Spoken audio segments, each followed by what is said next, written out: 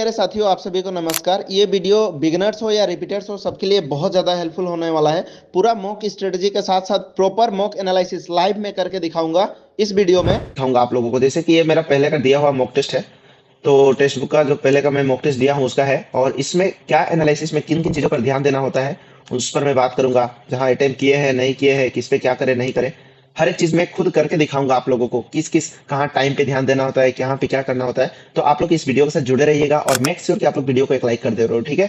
Comment करके आप लोग मुझे बताना किस टॉपिक पे आप लोग नेक्स्ट चाहते हो वीडियो, उसके हिसाब से मैं वीडियो आप लोगों के लिए लेकर के आऊंगा, ठीक है। तो चलिए स्टार्ट करते हैं। यहाँ मॉक स्ट्रेटजी दिया हुआ है, स्ट्रेटजी के साथ साथ मैं मेनली एनालिसिस पर भी बात करूंगा। देखिए, सबसे इंपॉर्टेंट चीज ये है कि अगर आपका भी 60 आ रहा है, 70 आ रहा है, वेल फाइन एंड गुड, अच्छा है, कोई बात नहीं। एक दिन में आपको 170 का टारगेट नहीं करना है, it will gradually improve over time, ठीक है। हम लोग मॉक टेस्ट लगाएंगे। ये एनालिसिस जो मैं स्ट्रेटजी बता रहा हूँ टियर 1 के हिसाब से बता रहा हूँ, तो 1 घंटा में आपका मॉक टेस्ट हो रहा है, एनालिसिस आपको 1 घंटा में खत्म कर लेना है, ठीक है। देखिए, जब भी हम लोग एनालिसिस करेंगे, हम लोग 3 चीजों पे ध्यान देंगे। रॉन्ग क्वेश्चंस, क्या हम लोग गलत किए हैं, टाइम हमें कहाँ ज्यादा लगा है, कहाँ कम लगा है, और कितने सवाल हम छोड़ दिए हैं अनअटेम्प्टेड क्वेश्चंस, ठीक है। तो मेरे दोस्तों, मैं हूँ कृष्णा, जो selected website and custom inspector, और चलिए हम लोग इस चीज को स्टार्ट करते हैं, ठीक है। तो इसमें एक चीज आपको ध्यान देना है कि जब भी हम लोग मॉक टेस्ट लगा रहे हैं, तो उसमें 3 चीज होता है। या फिर हम कुछ गलत कर रहे हैं, कहीं हमारी टाइमिंग का इशू हो रहा है, और कुछ सवाल हम अनअटेम्प्ट छोड़ दे रहे हैं, या फिर हम अटेम्प्ट नहीं कर पा रहे हैं, ठीक है। तो जब भी हम ये फेज में रहेंगे, एक एक का सोल्यूशन है, एक एक का समाधान है, क्या अप्रोच करें हम। जब भी आप रॉन्ग क्वेश्चंस लगा रहे हो, उसका कारण कुछ हो सकता है कि आप चाहे सिली मिस्टेक किए हो, या फिर कॉन्सेप्ट आपका क्लियर नहीं है, या फिर कहीं आप सही होगा सोच करके तुक्का लगा दे रहे हो। इसमें आपको क्या करना है, इसमें जब भी आप सिली मिस्टेक कर रहे हो, सबसे इंपॉर्टेंट चीज कि आपको उसको नोट डाउन करना है। एक कॉपी लीजिए, कॉपी का नाम ही रख दीजिए मॉक टेस्ट एनालिसिस। इसमें एक तरफ आप यह मान के चलिए मॉक टेस्ट नंबर 01 आज लगाए हैं। हम जो जो सवाल गलत करेंगे यह नोट डाउन कर लेंगे, जो हम सिली मिस्टेक किए हैं। और सिली मिस्टेक में हम लोग देखेंगे एक कॉमन पैटर्न होगा। हो सकता है कि क्वेश्चन में दिया था, जब इमेज को हमें क्लॉकवाइज घुमा रहा हूं और हमने एंटी क्लॉकवाइज ले लिया हो, ये इशू हो सकता है। हो सकता है हमने आंसर कैलकुलेट करने के बाद सही ऑप्शन बी निकाला हो और ऑप्शन ए टिक कर दिया हो हड़बड़ी में, ये इशू हो सकता है। हो सकता है कि कहीं प्लस को माइनस में चेंज कर दो और माइनस को इंटू में कर दो, दिया था हमने प्लस को माइनस में किया लेकिन इंटू को डिवाइड में कर दिया, ये इशू हो सकता है। तो जब भी ये मिस्टेक हो रहा है हमारे साथ, उसको हम लोग नोट डाउन कर लेंगे। फिर कुछ मॉक टेस्ट दे रहे हो, मॉक टेस्ट 1 2 3 4 लगा लोगे, तो आपको पता चलेगा कि एक फिक्स पैटर्न है। एक फिक्स पैटर्न है जो आप मिस्टेक कर रहे हो हर बार आप यही जगह पे सिली मिस्टेक कर दे रहे हो, यही गलतियां कर रहे हो, सिंपल गलतियां बार बार कर रहे हो। तो इससे क्या होगा, जब भी आप मॉक टेस्ट लगाने जाओगे, आप मेक श्योर करना कि मॉक टेस्ट देने के पहले इस पेज को एक बार पढ़ लो कि मैं क्या क्या सिली मिस्टेक करता हूँ, ठीक है। देखिए, ईच एंड एवरी पॉइंट पे मैं बातें करूंगा, तो हो सकता है वीडियो थोड़ा लंबी हो सके। तो प्लीज आप लोग वीडियो को लास्ट तक देखिएगा, और कहीं आपका डाउट रहे तो मुझे कमेंट करके बताइएगा। मैं कोशिश करूंगा कि आप लोगों को हेल्प करूं। और स्पेशली जो बच्चे नॉर्थ ईस्ट वगैरह के हैं, उनको तो और ज्यादा इशू होती है इसमें। तो जो भी बच्चे नॉर्थ ईस्ट वगैरह के हैं, गुवाहाटी जोन वगैरह में जिनका है, वही से काम करने का, आप लोग पर्सनली भी मुझसे इंस्टाग्राम वगैरह पे जुड़ सकते हो, ठीक है। से आगे बढ़ने से पहले जो भी फ्रेशर्स कैंडिडेट है, अगर आप लोग प्रीवियस ईयर के सवाल करना चाहते हो, तो किरण पब्लिकेशन का, अगर आप जीके का ढूंढ रहे हो, या फिर जनरल अवेयरनेस हो गई, या फिर सामान्य अध्ययन जो भी हिंदी में बोलो, इसका अगर आप लोग प्रीवियस ईयर का कंपाइलेशन ढूंढ रहे हो, साथ ही साथ पूरा एआई इनेबल्ड हो, लेटेस्ट क्वेश्चन जो आए हैं एग्जाम में वो हो, और पॉइंट पर सोल्यूशन दिया हो चैप्टर वाइज चीजों को, तो ये जो बुक दिख रहा है आप लोगों को, ये बुक आप लोग खरीद सकते हो मार्केट से। इसका लिंक मैं चाहूंगा डिस्क्रिप्शन में डाल दो, या फिर आप लोग फ्लिपकार्ट वगैरह कहीं से भी ले सकते हो। चलिए आगे बढ़ते हैं। अब चलिए, रॉन्ग क्वेश्चंस अगर मैं देखूं, तो देखिए यहाँ पे क्या हुआ है। जब मैं इस मॉक टेस्ट को दिया हूं ना, इसमें मैं टोटल क्वेश्चंस कितने गलत किया हूं।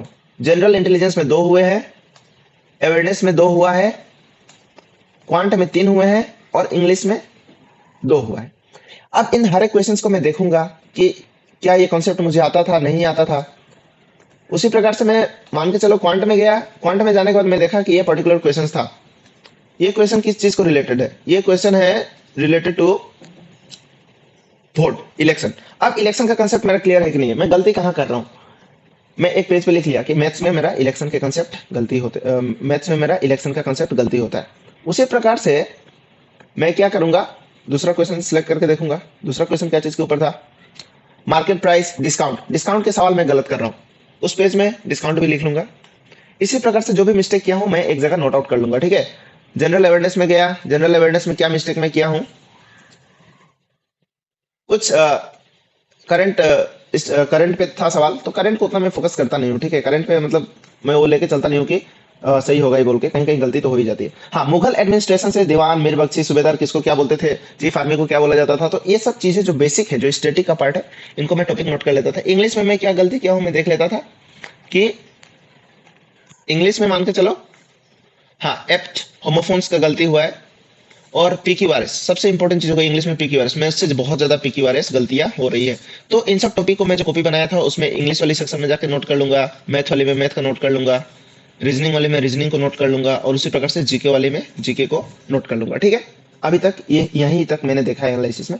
इसके बाद मुझे क्या करना है, इसके बाद क्या करूंगा देखो, अब आएगा सबसे इंपॉर्टेंट फेज। देखना इंपॉर्टेंट क्यों बोल रहा हूँ, टाइमिंग।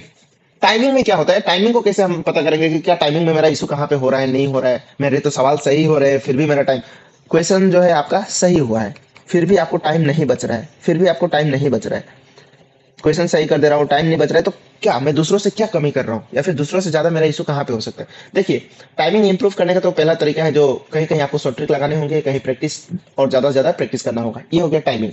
लेकिन मॉक टेस्ट में इसका एनालिसिस किस तरीके से होगा, उसके लिए हम लोग एक काम करते हैं, चलते हैं हमारे मॉक टेस्ट पे और वहां देखते हैं एनालिसिस किस तरीके से होगा। ये आ गया मैं मॉक टेस्ट पे गया, जनरल इंटेलिजेंस में पहला सवाल क्या था, ये वाली इनकरेक्ट। ये देखिए, ये एक इमोजी दिख रहा है यहाँ पे आप लोगों को, ये इमोजी पे जब जाता हूँ तो ये कुछ बताता है मुझे।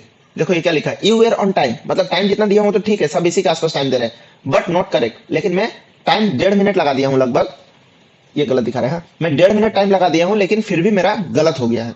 ये चीजें मुझे अवॉइड करना है। फर्स्ट दो में अगर मुझे लग रहा है कि हाँ होगा सही है तो ठीक है, और नहीं लग रहा है तो मैं इस चीज को अवॉइड कर दूंगा। आते हैं दूसरे वाले पे, मान के चलो 2 नंबर। ये देखो, हाँ, ये सबसे इंपॉर्टेंट चीज आप लोग को समझना है। देखो इधर, ये मेरे सही है, लेकिन सारा दुनिया को इसको करने में 19 सेकंड लगा है, 19 सेकंड लगा है, लेकिन मुझे 22 सेकंड लगा है, यानी कि मैं यहाँ 3 सेकंड पीछे हूँ दूसरों के मामले में। मुझे इसको और फास्ट करना पड़ेगा, ये 3 सेकंड में लॉस हो रहा है यहाँ पे। और एक क्वेश्चन पे चलते हैं। ये देखो, सब लोग 1.5 मिनट में कर दे रहे हैं, एवरेज सब लोग नहीं। अगर मैं टॉपर को देखूं, इधर टॉपर टॉपर का तो दिखाता था कहीं पे, 1 मिनट यार, बहुत दिन हो गए ये टच नहीं किया हूं मैं। 1 मिनट,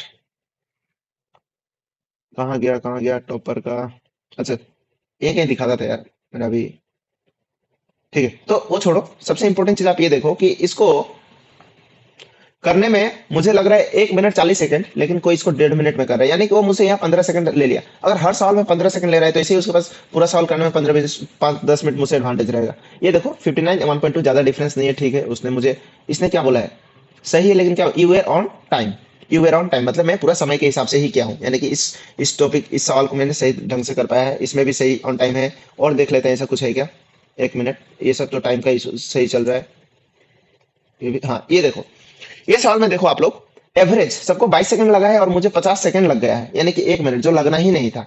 तो यहाँ मैं 30 सेकंड, अगर ऐसे 20 सवाल में अगर मैं 30 सेकंड करके जाऊंगा तो सोचो कितना हो जाएगा, 600 सेकंड का इशू हो जाएगा, है कि नहीं। 5 मिनट तो ऐसे मैं पीछे चल जाऊंगा। अब टाइमिंग का जब भी आप लोग कर रहे हो तो इन चीज पे आपको ध्यान देना है। ये देखो, इसमें सवाल में क्या हुआ, मैंने टाइम लगा दिया 30 सेकंड, सारा दुनिया 11 मिनट 11 सेकंड में सही करके निकल जा रही है, और मैं टाइम लगा दिया हूँ इसमें 30 सेकंड। तो टाइमिंग जब भी आप देख रहे हो तो इन सब चीज पे भी आपको देखना है कि क्या मैं सब सवालों में टाइमिंग सही से जा रहा है कि नहीं जा रहा है। ये देखो, लोग 26 सेकंड में कर रहे हैं, मैं 32 सेकंड में कर रहा हूँ। ये तो बिगिनर्स में शुरू शुरू में आएगा नहीं, थोड़ा टाइम लेगा, बट स्टिल आप लोग धीरे धीरे इस चीज पे आ जाओगे। ये देखो, 1 मिनट लोग लगा रहे हैं, मैं 1.5 मिनट लगा के गलत कर रहा हूँ। टाइमिंग 1 मिनट में 1.5 मिनट लगा रहा हूँ, यानी कि इन सब टॉपिक पे कहीं ना कहीं मेरा रफ्तार स्लो है, कहीं ना कहीं मेरा प्रैक्टिस कम ही रहा है। इसमें मुझे अपना प्रैक्टिस पे जोर देने का जरूरत है, ठीक है। अब चलते हैं और एक इंपॉर्टेंट चीज, इधर देखो आप लोग। अब जहां मुझे टाइम ज्यादा लग जा रहा है, मुझे आंसर तो पता है, आई नो द आंसर, उसका आंसर क्या है मुझे पता है, लेकिन मुझे टाइम ज्यादा लग रहा है, वहां पे मैं क्या करूंगा, उस जगह पे मैं कुछ शॉर्टकट ट्रिक अप्लाई करूंगा। Shortcut trick in the sense, इस पे मैं एक वीडियो ला दूंगा डिटेल में, हाँ, मोस्टली क्वांट में हेल्प ज्यादा होता है, तो इसमें एक डिटेल में वीडियो लाऊंगा किस तरीके से आपको ऑप्शन देख के पता कर लेना है कि हाँ यही ऑप्शन हो सकता है। मान के चलो मेंसुरेशन चैप्टर है, तो उसमें 22/7 मोस्ट ऑफ द केसेस में रहती है। 22/7 का मतलब हो गया 11 का मल्टीपल है 11 का, और जहां 11 का मल्टीपल है उसका आंसर भी 11 का मल्टीपल होगा। अब 121 जैसे हो गया, देखिए ये नंबर प्लस ये नंबर और माइनस ये मिडिल वाला करूंगा तो मैं 0 आएगा या फिर 11 आएगा, यानी कि 11 का मल्टीपल है। ऐसे ऑप्शन देख के मुझे टिक करना होगा। ये मैं करके एक डिटेल में वीडियो लाऊंगा, हाँ, जिस तरह का कैसे शॉर्ट ट्रिक अप्लाई करना है। अगर आप लोग चाहते हो तो मुझे कमेंट करके बता दो कि हाँ भैया इस पे एक वीडियो ला दीजिए, तो मैं कोशिश करूंगा इस शॉर्ट ट्रिक के ऊपर एक वीडियो ला दूंगा। और हाँ, प्रैक्टिस मोर क्वेश्चंस, ये तो बहुत जरूरी है प्रैक्टिस। मैं बिगनर के लिए एक ऑलरेडी रूटीन बनाया था, मैं जो प्रोफेशनल है उनके लिए भी एक रूटीन बना दूंगा। हालांकि वो आपके ऊपर रहता है, आप अपने हिसाब से कस्टमाइज कर सकते हो, ठीक है। और हाँ, अब आते हैं अनअटेम्प्टेड क्वेश्चंस पे। जो अनअटेम्प्टेड क्वेश्चंस हो गया, जो मैं नहीं कर पाया था, उस पर क्या करना है, उसको रीअटेम्प्ट करना है। अब रीअटेम्प्ट बहुत तरीके से लोग करते हैं, और एक टाइम का प्रॉब्लम देखो। रीअटेम्प्ट किस तरीके से आपको करना है, जब भी आप उसको रीअटेम्प्ट करोगे तो आपको रीअटेम्प्ट किस तरीके से करना है। मान के चलो यहाँ कोई क्वेश्चन है जो मैं छोड़ दिया हूँ, ये क्वेश्चन है। ये क्वेश्चन क्या हुआ था, ये तो जीके का है ना। चलो इसमें नहीं, मान के चलो मैंने क्वांट का कुछ क्वेश्चन छोड़ दिया था, या फिर मान के चलो कुछ गलत भी हो गए थे। इस क्वेश्चन को मैं क्या करूंगा, अब फिर से मैं फ्रेश ट्राई करूंगा। इसको एक पेज लूंगा, क्वेश्चन को लिखूंगा, और कोई टाइम बाउंड नहीं है, टाइम बाउंड कुछ भी नहीं है, आराम से टाइम लूंगा, 5 मिनट 10 मिनट जितना लगने लग जाए। इसको पूरा सिंपल तरीके से करूंगा। अगर एक्स इक्वल टू दिस मतलब जो तरीके से करना है पूरा आराम आराम से करूंगा। मेरा इसमें टारगेट रहेगा आंसर लाना है। I have to bring the answer. Answer क्या हो रहा है इसका, ठीक है। मेरा टारगेट ये नहीं है कि कम टाइम में मैं इसको कर लूं, मेरा टारगेट है कि आंसर आ जाए। आराम से करूंगा। अगर नहीं बन रहा है मुझसे, मैं अपना कॉपी नोट खोलूंगा जिसमें मैंने ये इलेक्शन का टॉपिक लिखा है, उसको जाके एक दो बार रिवाइज करूंगा। रिवाइज करके फिर इस सवाल को करूंगा। अगर फिर भी नहीं बनेगा, तब मैं जाऊंगा सॉल्यूशन पे, तब मैं क्लिक करूंगा व्यू सॉल्यूशन। वरना मेरा टारगेट रहेगा कि पहले इसको बिना टाइम बाउंड मैनर में कॉपी में लिखो, क्वेश्चन प्रैक्टिस करो, ट्राई करो आंसर लाने का। आंसर आ गया तो वेल एंड गुड, नहीं आया तो सेम टॉपिक जो इलेक्टोरिटी या इलेक्शन के ऊपर है, मैं जाऊंगा अपना जहां नोट्स बनाया हूं अपना नोट खोलूंगा। नोट खोल के वहां पर इस इलेक्शन वाले टॉपिक को रिवाइज करूंगा। रिवाइज करके मैं फिर से प्रैक्टिस करूंगा अगर बना पा रहा हूँ। फिर भी अगर नहीं बना, तब जाके मैं क्या करूंगा, तब जाके मैं जाऊंगा इसका व्यू सोल्यूशन, और सोल्यूशन देख के फिर ट्राई करूंगा इसको बनाने का। यही तरीका होता है इसमें एनालिसिस करने का। और एक क्वेश्चन मान के चलो ये है, इसके लिए भी मेरा सेम अप्रोच रहेगा।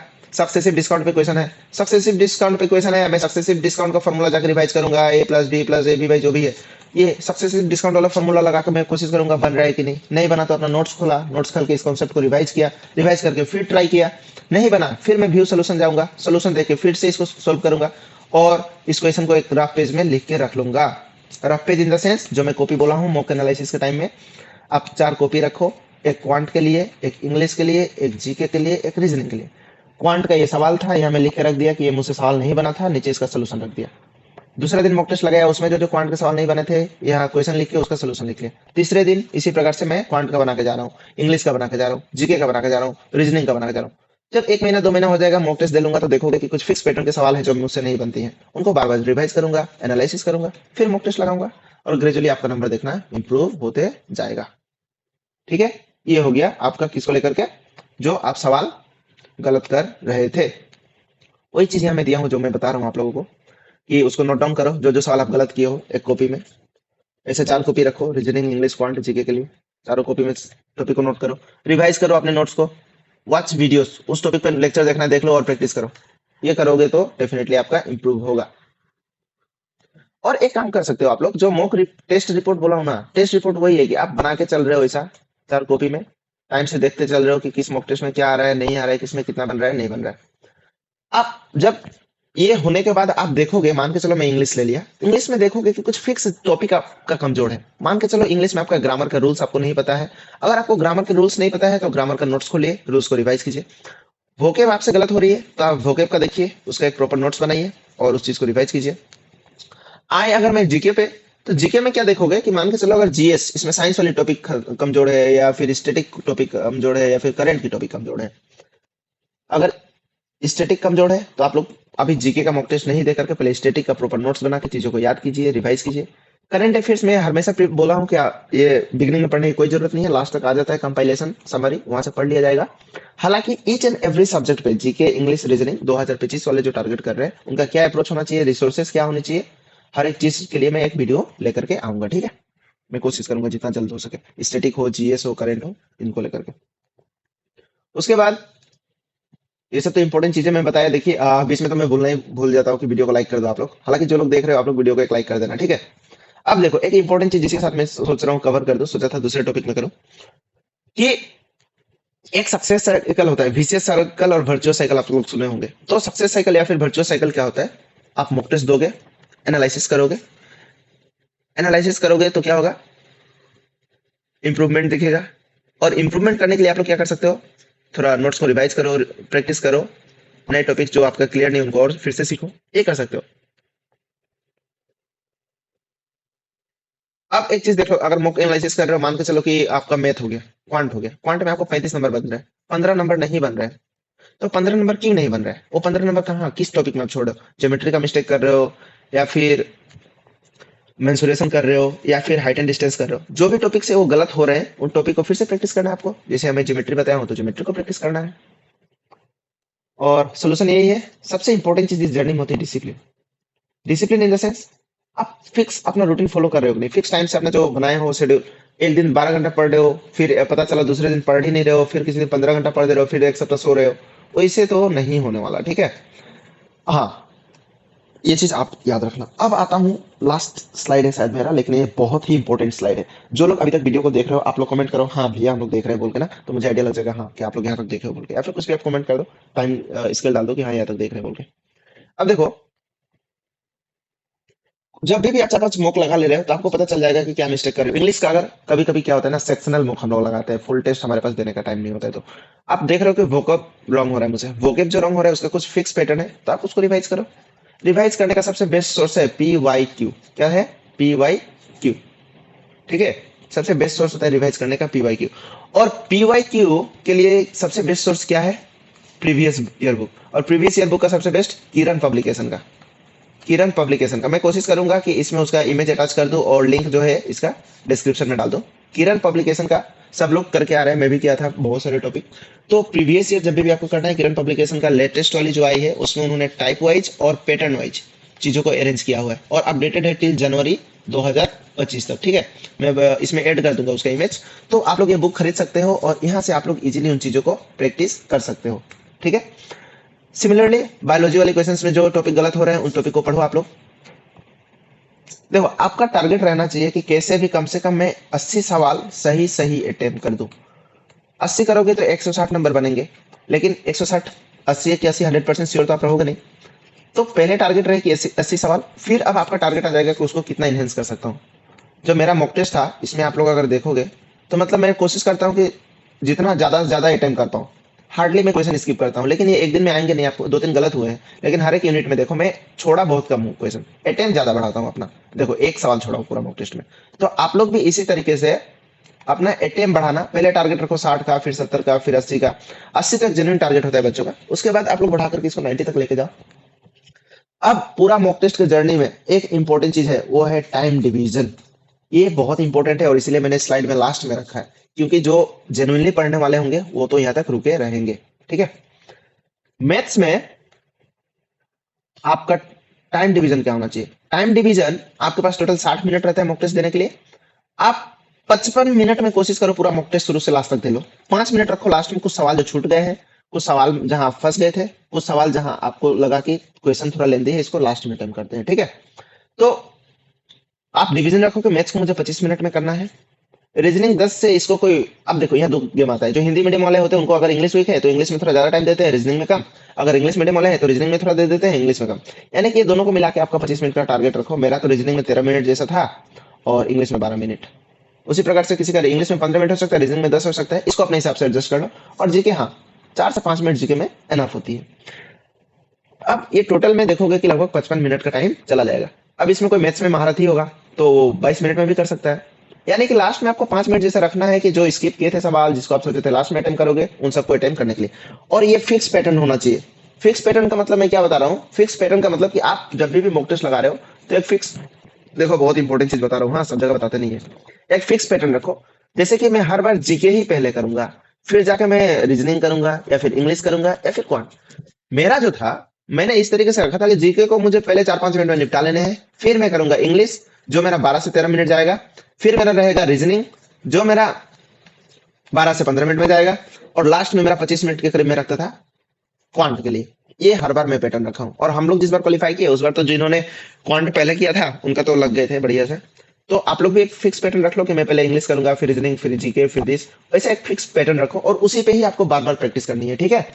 और एक इंपॉर्टेंट चीज बता दे रहा हूँ, मुझे याद आ रहा है, तो हो सकता है वीडियो थोड़ा लेंदी हो रही हो, कि आपका एक ऐसा नहीं कि रात को 12 बजे से मॉक टेस्ट लगा रहे हो, या फिर शाम को 6 बजे लगा रहे हो, या फिर सोकर उठने के बाद मॉक टेस्ट लगा रहे हो, या फिर सुबह 6 बजे लगा रहे हो। आप कोशिश करो कि जिस पैटर्न में एग्जाम होती है उसी के हिसाब से आप लोग मॉक टेस्ट लगाओ, ठीक है। मान के चलो एग्जाम यूजुअली 9 से 2 के बीच में होता है, तो मेरा टारगेट रहेगा कि 9 बजे लगाओ, या फिर 10 से 11, या फिर हो सकता है 3 से 5 वाले स्लॉट में 3 बजे।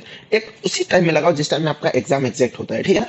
और जब भी मॉक टेस्ट लगाओ, पूरा एग्जाम वाली इन्वायरमेंट होनी चाहिए, पूरा एग्जाम वाली इन्वायरमेंट होनी चाहिए। इसका मतलब कि 2 सवाल लगा के फिर वीडियो मॉक टेस्ट पॉज करके चले गए, फिर आए, फिर मॉक टेस्ट लगाए, ऐसा नहीं करना है आपको। आप प्रॉपर एग्जाम वाली जो इन्वायरमेंट में मॉक टेस्ट को लगाओ, ठीक है।